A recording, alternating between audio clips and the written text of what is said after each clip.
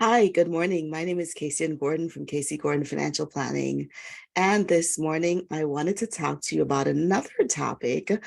And the topic is, do you have grit in your financial life?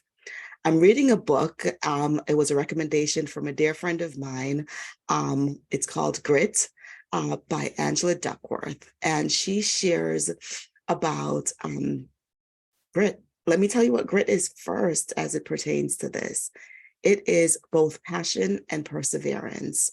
And I'm still in the middle of reading it. I'm only about a third of the way through.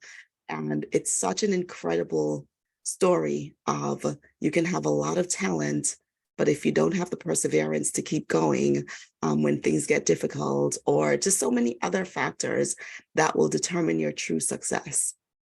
And I got to thinking, how does this apply to your financial life? And the question came to me, do you have grit in your financial life? And for me, as I've thought about it, it's that staying power. It is sometimes doing the hard things when you want to do the easy thing, when you want to spend the money to go on the vacation. Yes, I'm talking to myself because that's where a lot of my money goes. And you might know that already because I talk about that often, is do I make the choice to not go on that next vacation? Or do I make the choice of potentially not going out to dinner to spend hundreds of dollars because there are other things that are vying for my priority with my resources? And so, as you are looking at your own financial resources, do you have grit in your financial life? Are you making the choices both that will honor your present, but also to honor your future?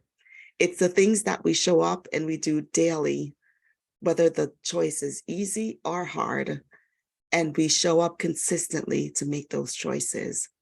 Do we consider how an impact and a purchase today is going to impact our future and the future desires that we have? Um, I don't want you to live with you only live once mentality, forgetting that the future is coming, right? It comes by God's grace. Um, but I want you to both live in the present, enjoying today, but also making plans for the future. I don't want you to get to the future and wonder, what if I had done XYZ? And by the way, while there are conflicting um, choices that you can make, you can still enjoy your present and plan for the future. And as I look back over my 20 plus years of being, I guess, involved in the financial markets and running my own financial life, I see that I've done just that. By the way, I'm not perfect. I am not perfect. I will still choose the vacation every single day, right? So I'm going to tell you that I'm not perfect.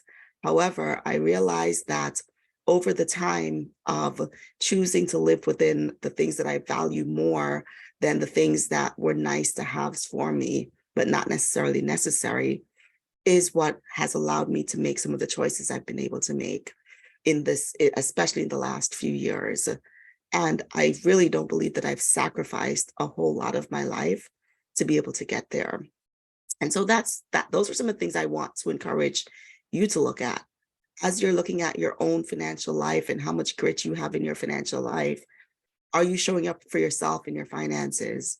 Are you considering what your current purchases are going to cost you in the future?